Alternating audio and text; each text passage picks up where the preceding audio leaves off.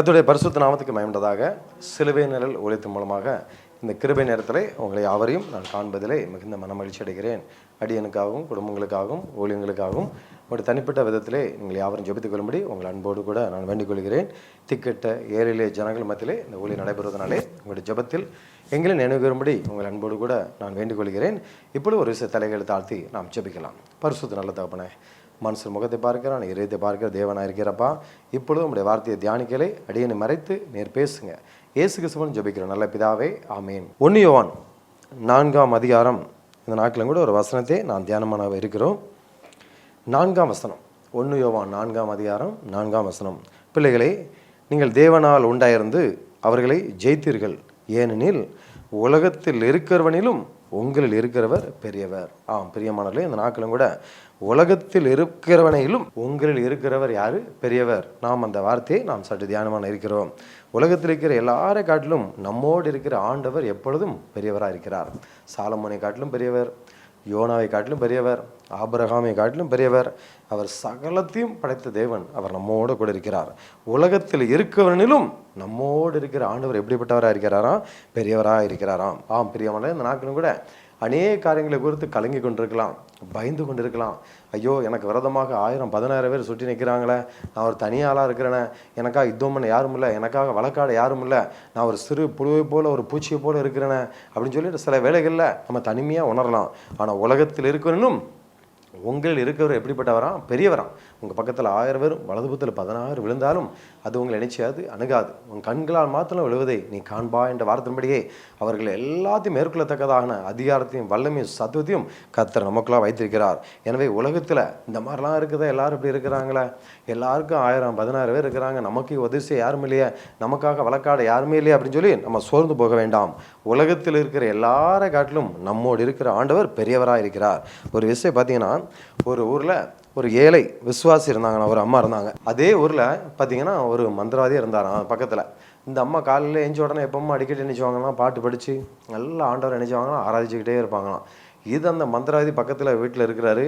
அவருக்கு ஒரே டிஸ்டர்பாக இருந்ததுதான். என்னையாது இந்த அம்மா எப்போ பார்த்தாலும் ஒரே சிலபலான்னு பாட்டு படிச்சுக்கிட்டு வேணும்னா அது பண்ணிக்கிட்டு இருக்குது, இது சும்மா விடக்கூடாது, நம்ம ஏதாவது ஒன்று பண்ணணும், இது ஜோமன் விட அளவுக்கு நம்ம பண்ணணும் அப்படின்னு சொல்லி நிறைய அசுத்த ஆவிகளை ஏவி விடுவாராம். அது ஜன்னல் வரைக்கும் போமா, கடைசியில் பார்த்தீங்கன்னா உள்ளே நுழைய முடியாதான். ஏன்னா அந்த அம்மா அந்த அளவுக்கு துதிச்சுக்கிட்டு ஸ்தோத்திரம் பண்ணிக்கிட்டு எப்பொழுதும் ஆண்டவருக்குள்ளே இருந்ததுனால அந்த வீட்டை சுற்றிலும் பாருங்கள் ஆண்டோடைய ஒரு பிரச்சனை இருந்தது. வீட்டுக்குள்ளே எந்த பிசாசுமே நினைச்ச முடியல, நுழைய முடியல. இவர் மறுபடியும் நிறைய பிசாசை ஏவிக்கிட்டே இருக்கிறாரு. ஒன்றுமே அந்த அம்மா ஒன்றுமே பண்ண முடியல, வீட்டுக்கு உள்ளே நுழைய முடியலையாம். கடைசியில் அவருக்கு ரொம்ப கோபம், என்னடா அது ஒன்றுமே பண்ண முடியலையே அப்படின்னு சொல்லி கடைசியில் இருக்கிறதுலே ஒரு பெரிய அசுத்தாவியை அவர் அந்த மனுஷன் என்ன மந்திரவாதி வரவழைச்சு அந்த அம்மாவுக்கு விரதமாக நீ போ, அவளை உண்டு இல்லைன்னு ஆக்கிடணும் அப்படின்னு சொல்லிட்டு அவளுக்கு விரதமாக அனுப்புனானான். அது நேராக வீட்டுக்கு உள்ளே போயிட்டான். வீட்டுக்குள்ளே போய் பயங்கரமான ஒரு ரூபத்தோடு கூட அது எந்த அளவுக்கு பயமுறுத்த முடியுமோ அந்த சகோதரியை அது பயம் காட்டிக்கிட்டே இருந்ததான். இந்த அம்மா அதெல்லாம் கண்டுட்டு ஒன்றுமே என்ன செய்யலையாம், ஒரு அசட்டையே பண்ணலையாம், ரொம்ப சாதாரணமாக இருக்கிறாங்களாம். உடனே என்னை பார்த்து உனக்கு பயம் இல்லையா அப்படின்னு சொல்லி அந்த பிசாசு கேட்குது. உன்னை பார்த்து நான் அதுக்கு பயப்படணும்? என்னோடு இருக்கிற தேவன் பெரியவர், உன்னை விட என்னோடு இருக்கிற தேவன் பெரியவர் அப்படின்னு சொல்லி சொன்னோன்னே, நீ யார், என் ஆண்டோட என்ன பெரிய ஆளா அப்படின்னு சொல்லிட்டு அதை கேள்வி கேட்ட உடனே அந்த சகோதரி அது நேராக வந்து பார்த்திங்கன்னா அந்த மந்திரவாதியை பிடிச்சு அடிச்சுதான், நீ யார், என் ஆண்டவரை காட்டிலும் நீ என்ன பெரியவனா அப்படின்னு சொல்லி சொன்ன உடனே அது கோபத்தில் வந்து என்ன செஞ்சான், அந்த மந்திரவாதியை போட்டு அடிச்சுதான். உடனே அவர் உடம்பு இல்லாமல் இருந்து கடைசியில் அந்த பக்கத்தில் அந்த அம்மா வர சொல்லுங்கயா ஜோமன் அப்படின்னு சொல்லி சொன்னாராம். அப்புறம் அந்த அம்மா போய் ஜோம் பண்ணாங்க. பிரியமானவர்களே, இந்த நாட்களும் கூட அநேக வேலைகளில் நம்ம ஒரு சின்ன பிரச்சனை வீட்டில் நடந்தாலும் கூட பக்கத்தில் இருக்கிற நமக்கு விரதமாக ஏதோ மந்திரம் வச்சுருக்கிறானோ, ஏதோ பிளேஸ்னி வச்சுருக்கிறானோ, நமக்கு விரதமாக எப்படி இருக்குது, அதனால தான் தொழிலெலாம் ஒரே நஷ்டமாக இருக்குதா, திருமணம்லாம் ஒரே தடையாக இருக்குதா, யாராவது ஏதாவது செஞ்சுருக்காங்களோ அப்படின்னு சொல்லி நமக்குள்ள சில வேலைகளில் பயங்கள் வரத்தான் செய்யும், கலக்கங்கள் வரத்தான் செய்யும். ஆனால் என்றைக்குமே நம்ம வச்சுருக்கணும், ஞாபகம் வச்சுருக்கணும், உலகத்தில் இருப்பனை காட்டிலும் நம்மோடு இருக்கிற ஆண்டவர் பெரியவராக இருக்கிறார்.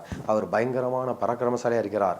மரித்தேன் சதா காலமும் நான் உயிரோடு சொன்ன கர்த்தர் நேற்றும் இன்றும் என்றும் மாறாத தேவனாக இருக்கிறார். எனவே அப்படிப்பட்ட ஆண்டவர் நம்ம கூட இருப்பதனால எதை குறித்து நம்ம நினைச்சக்கூடாது, கவலைப்படவே கூடாது, எதை குறித்தும் பயப்படக்கூடாது. வேதம் சொல்கிறது யாக்கோவுக்கு விரதமான மந்திரம் இல்லை, இஸ்ரவேலுக்கு எதிரான குறி சொல்லுதலும் இல்லை. அப்போ நமக்கு விரதமாக அவன் வச்சிருப்பானு சொல்லி நம்ம ஏன் பயப்படணும்? பயப்படாத, நான் உன்னோடு கூட இருக்கிறேன் அப்படின்னு சொன்ன ஆண்டவர் இன்றைக்கி நம்ம கூடவே இருக்கிறார். எனவே எத்தனை ஜனங்கள் நமக்கு விரதமாக வரட்டும். அதே போல் இன்றைக்கி பாருங்கள், ஏழை சகோதரர்கள் சகோதரிகளை நிறைய பேர் ஒடுக்குவாங்க. பணத்தை வச்சுக்கிட்டு, அதிகாரத்தை வச்சுக்கிட்டு நிறைய பேர் ஒடுக்குவாங்க. ஆனால் உலகத்தில் இருக்கிறவனை காட்டிலும் நம்மோடு இருக்கிற ஆண்டவர் பெரியவர். அவர் நமக்காக வழக்காடுவார், அவர் நமக்காக யுத்தம் பண்ணுவார், அவர் நமக்காக யாவையும் செய்து முடிக்கிற தேவனாக இருக்கிறார். என்னுடைய வாழ்க்கையிலும் கூட புறமத்திலேருந்து வந்த புதுசில் பார்த்தீங்கன்னா, நான் ஒரு சாதாரண மனுஷனாக இருக்கிறேன். வீட்லேயும் எல்லோரும் புறமத்திலேருந்து நான் ஆண்டுக்குள்ளே வந்ததுனால எந்த சப்போர்ட்டுமே கிடையாது. ஆண்டுக்குள்ளே கிறிஸ்துவுக்குள்ளே வந்த பிறகு கிறிஸ்தவர்களாக நமக்கு சப்போர்ட்டாக இருக்காங்கன்னு பார்த்தா அவங்களும் நமக்கு யாருமே சப்போர்ட் கிடையாது.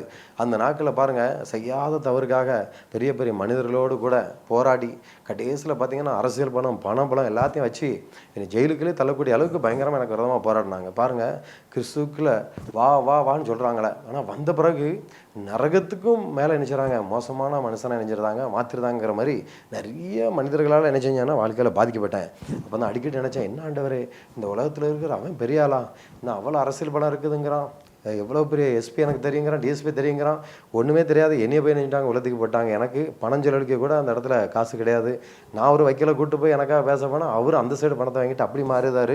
சுற்றிலுமே எனக்கு விரதமாக எல்லாருமே இருந்தாங்க. அப்போ அடிக்கடி எனக்குள்ள ஒரு கேள்வி வரும், ஆண்டவரே, அப்போ அந்த உலகத்தில் எல்லாரும் காட்டிலும் அவங்க தான் பெரிய ஆளா, பணம் தான் அந்த உலகத்தில் ஜெயிக்குமா அப்படின்னு நினைப்பேன். அப்போ ஆண்டவர் சொல்றாரு, இல்லை, உன் கூட இருக்கிற தேவன் நான் பெரியவராக இருக்கிறேன். ஒரு நியாயத்தீர்ப்பு வரும்போது எந்த ஒரு மனுஷனும் நினைச்ச முடியாது, தப்பிக்க முடியாது. எவ்வளோ பெரிய ஆளாக இருக்கட்டும், உலகத்துக்கு ஏற்ற ஒத்த விஷயம் தெரியட்டும், டிவியில் பேசட்டும், என்னன்னாலும் பண்ணட்டும், லட்சக்கணக்கான ஜனங்களை அவன் வஞ்சிக்கட்டும், பணத்தை கோடிக்கணக்கில் அவன் சம்பாத்தியம் பண்ணட்டும், வெளியில் எல்லாம் வெள்ளஞ்சோலையும் அலையட்டும், வெள்ளடிக்கப்பட்ட கலரை போல் உள்ளுக்குள்ள அவனுடைய எது எப்படி இருந்தாலும் வெளியில் எப்படினாலும் அலையட்டும். ஆனால் நியாய தீர்ப்பு நாட்களில் யார் என்னிடத்துலேருந்து நினைச்ச முடியாது, தப்பிக்க முடியாது. நீ இதெல்லாம் குறித்து கவலைப்படாத, எனக்கு உண்பதாக நீ உண்மையாரு, நீதி நிமித்தம் திரும்பப்படுகிறவர்கள் பாக்கியவான்கள், பரலோகராஜ்யம் அவர்களுடையது. என் நாமத்தை நிமித்தம் நினைச்சதை நிந்திக்கப்படுகிற தூஷிக்கப்படுகிற ஒரு நாள் வரும், உன் வெக்கத்துக்கு பதிலாக நான் உன்னை உயர்த்துவேன், நீ இதை குறித்து சோர்ந்து போகாத, மனுஷனை பார்க்காத அப்படின்னாரு. என்னாண்டர் இப்போமே ஒன்றுமே அவங்களுக்கு கிடைக்கிற நல்லா இருக்காங்க, நியாய தீர்ப்பு நாள் என்னைக்கு வரப்போகுது, அது வரைக்கும் அவங்க அப்போ கஷ்டப்படுறதை நான் பார்க்கவே முடியாதா அப்படின்னு சொல்லி சொன்னேன். சத்துருக்கு நினைச்சை சினை, தீமை செய்தவனுக்கும் நன்மையை செய், அவங்களுக்கு இப்படி ஆகணும் அப்படி ஆகணும்னு நினைக்காத, அவங்களே நீ ஆசீர்வதித்து ஜெபம் பண்ணு, அவங்களுக்கு ஒரு பலனை நான் பார்த்துக்கிறேன் அப்படின்னு சொல்லி சொன்னார். இப்போ தான், ஆண்டவரே என்னை மன்னிச்சிருங்கப்பா, அவங்களும் நல்லா இருந்துட்டு போட்ட ஆண்டவரே அப்படின்னு சொல்லி ஜெபம் பண்ண ஆரம்பித்தேன். இன்றைக்கி பாருங்கள், உங்களுக்கு விரதமாக கூட அநேகர் கூடி பேசலாம், உங்களுக்கு விரதமாக அநேக காரியங்கள் செய்யலாம். ஆனால் உலகத்தில் இருப்பனை காட்டிலும் உங்களோடு இருக்கவர் பெரியவர், கண்டும் காணவரை போல இருக்கலாம். ஆனால் நியாயத்திருப்பு நாள் ஒன்று வரும் பொழுது எந்த ஒரு மனுஷன் நினைச்ச முடியாது, ஆண்டுக்கு என்பதாக தப்பிக்கவே முடியாது. அவன் செய்த கிரைகளுக்கு தக்க பலனை நிச்சயமாக அவன் அடைய போகிறான். எனவே இந்த நாட்களும் கூட உலகத்தில் இருக்கிற எல்லாரை காட்டிலும் நம்மோடு இருக்கிற தேவன் பெரியவராக இருக்கிறார். அரசியல் பலம் இருக்கலாம், பண பலம் இருக்கலாம், என்னன்னாலும் இருந்துட்டு போட்டோம், ஆனால் நம்மோடு இருக்கிற ஆண்டவர் உலகத்திலே பெரியவராக இருக்கிறார். டிஎல் மூடி பக்தன் ஒரு நாள் ஓய்வு நாள் பாடசாலைக்கு ஃப்ரீயாக இருக்கும்போது அவர் கிளாஸ் எடுக்கிறதுக்காக போயிருந்தாராம். அங்கே உள்ள சின்ன பிள்ளைங்கள்லாம் நல்லா பாட்டு படித்து நல்லா ஆராய்ச்சிக்கிட்டு இருந்தாங்களாம். அவர் ரொம்ப சந்தோஷப்பட்டாராம். அந்த நேரத்தில் ஒரே ஒரு கேள்வி அவங்ககிட்ட நான் வைக்கிறேன், நம்ம ஆண்டவர் பெரியவரா இல்லைன்னா சின்னவரா அப்படின்னு சொல்லிட்டு அவர் கேள்வி கேட்டாராம். எல்லாரும் ஒரே மனமாக ஆண்டவர் பெரியவர், நம்ம ஆராதிக்கிற ஆண்டவர் பெரியவர் அப்படின்னு சொல்லி எல்லாருமே கோஷம் போட்டாங்களாம். அவருக்கு ரொம்ப சந்தோஷம், கைதட்டி யார் பிரிச்சாராம்.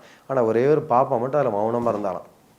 என்னம்மா இது, எல்லாருமே இயேசு பெரியவரான்னு கேட்கும்போது ஆமான்னு சொல்லி எல்லாரும் கைதட்டுறாங்க, ஆர்ப்பரிக்கிறாங்க, நீ மட்டும் அமைதியாக இருக்கிறியா என்ன அப்படின்னு சொல்லி கேட்கும்போது, இயேசு சிறியவர், பெரியவர் மாத்திரமல்ல அவர் சிறியவர் அப்படின்னு சொல்லி சொன்னாங்க. என்னம்மா இயேசு போய் சின்னவர் சிறியவர்னு சொல்லிட்டியா அப்படின்னு சொல்லி சொல்லும்போது, அவர் இந்த உலகத்துக்கு பெரியவர் மாத்திரமல்ல அவர் சிறியவர் தான். ஏன்னா நான் சின்ன பிள்ளை, என் இதயத்துக்குள்ளே அவர் நினைச்சார், வாசம் பண்ணிக்கிறார். எனவே உலகத்திலேயே பெரியவர் அவர் தான், சிறியவரும் அவர் தான் அப்படின்னு சொல்லி சொன்ன உடனே அதுக்கப்புறம் தான் அந்த டிஎல் மோடி பக்தன் யோசித்தாராம், இப்போ எவ்வளோ பிரசங்கம் பண்ணியிருக்கிறோம், நமக்கு கூட அந்த மொழிக்கு இந்த ஐடியா எனக்கு எட்டலையா, இப்படி ஒரு சத்தியம் எனக்கு வெளிப்படலையா, சின்ன பிள்ளை சொல்கிறது எவ்வளோ கரெக்டாக இருக்குது.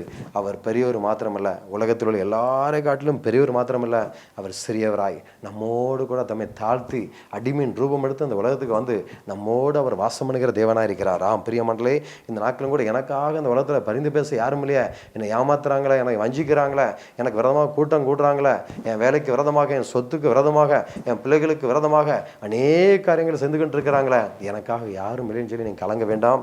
உலகத்தில் இருப்பவனை காட்டிலும் உங்களோடு இருக்கிற ஆண்டவர் பெரியவராக இருக்கிறார். அன்று பாருங்கள், எலிசா தீர்க்கதரிசி தான்.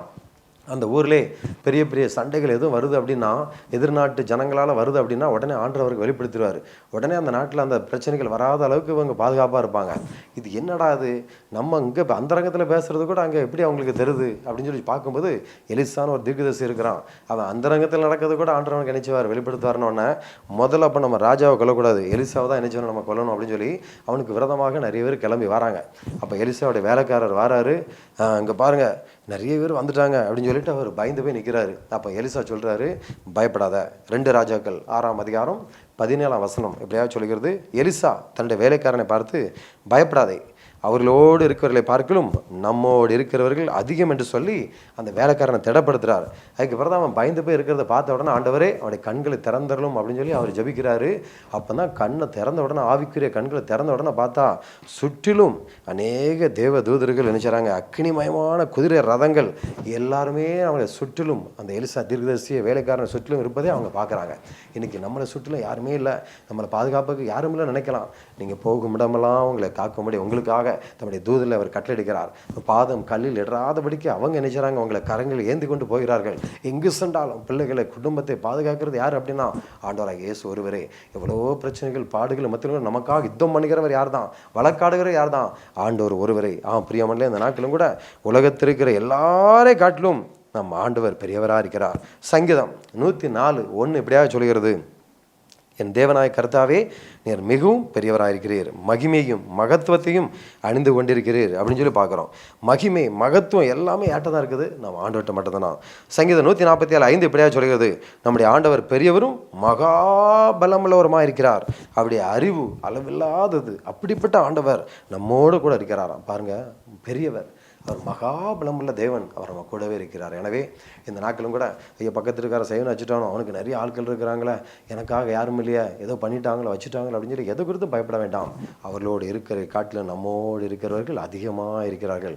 நமக்காக வழக்காடுகிற தேவன் பயங்கரமான பராக்கிரமசாலி நம்ம கூடவே இருக்கிறார். எனவே எந்த மந்திரம் வச்சாலும் சரி, பிலிசுனை வச்சாலும் சரி, என்ன வச்சாலும் நம்மளை ஒன்றுமே செய்ய முடியாதபடி நமக்காக அவருடைய தூதரில் அனுப்பி நம்மளை பாதுகாக்கிற தேவனாக இருக்கிறார். அக்கினி மதிலார் நம்மளை வேறெடுத்து பாதுகாக்கிற தேவன், நம்முடைய வீட்டை சுற்றிலும் பிள்ளைகளை சுற்றிலும் நம்மை சுற்றிலும் அவர் நிச்சயமாக நம்மளை பாதுகாக்க வல்லமுள்ள தேவனாக இருக்கிறார். எங்கு சென்றாலும் நம்மை பாதுகாக்க முடியாது, நாம் தேவன் நம்மோடு கூட வருகிறார். எனவே உலகத்தில் ஜனங்கள் எனக்கு எதோ வச்சுட்டாங்களோ, அதனால தான் பிஸ்னஸ் இப்படி ஆகிட்டோ அப்படி ஆகிட்டோ திருமணம் நடக்கலன்னு சொல்லி எதை குறித்தும் கலங்க வேண்டாம். உலகத்தில் இருப்பவனை காட்டிலும் உங்களோடு இருக்கிற பெரியவர், அதை நம்ம ஒரு நாளும் மறக்கவே கூடாது.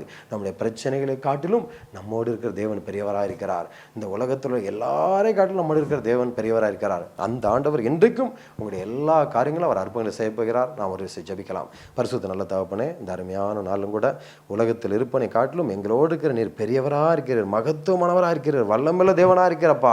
அக்கினி முதலாக எங்களை பாதுகாக்கிற தேவனாக இருக்கிற ஆண்டவரே, எல்லா பிலிசுனியும் மாந்திரிய கட்டுகளும் எங்களை விடுவிக்கிற தேவனாக இருக்கிற ஆண்டவரே, எல்லா பொல்லாத சத்துடைய சகல வல்லமைகளும் மேற்கொள்ளத்தக்கதாக அந்த அதிகாரத்தையும் சத்துவத்தையும் தருகிற தேவனீர் எங்களோடு கூட இருப்பதற்காக உமக்கு நன்றி செலுத்துகிறோம் ஆண்டவரே. எல்லா பயங்கள் கலக்கங்கள் எல்லாத்தையும் எடுத்து போடுவீராக, வியாதிகள் போராட்டங்கள் எல்லாத்தையும் எடுத்து போடுவீராக, குடும்பத்துக்கு விரதமான எல்லா தடைகள் எடுத்து போடுவீராக, திருமண தடைகள் மாறுவதாக, வேலுக்கு விரதமான தடைகள் மாறுவதாக, பிள்ளைடைய படிப்புக்கு விரதமான தடைகள் மாறுவதாக, வீடு கட்டுவதற்கு இடையான இருக்கிற எல்லா தடைகளும் மாறுவதாக, இயேசுவின் நாமத்தில் கோர்ட்டு கேசுகளுக்கு இடையே இருக்கிற எல்லா தடைகளும் மாறுவதாக, இன்றைக்கு ஒரு அற்புதம் நடப்பதாக. இந்த உலகத்தில் எல்லாரை காட்டிலும் நீர் மகத்துவமுள்ள தேவன், எல்லாரை காட்டிலும் பெரியவர், நீர் எங்களோடு கூட இருக்கிறப்பா. அந்த நாட்களில் எல்லா தடைகளும் எடுத்து போடுங்க. இயேசு கிறிஸ்துவின் ஜெபிக்கிறேன் நல்ல பிதாவே, ஆமீன். கர்த்தர் தாமே உங்கள் ஒவ்வொரு ஆசீர்வதிப்பாராக. ஆமீன்.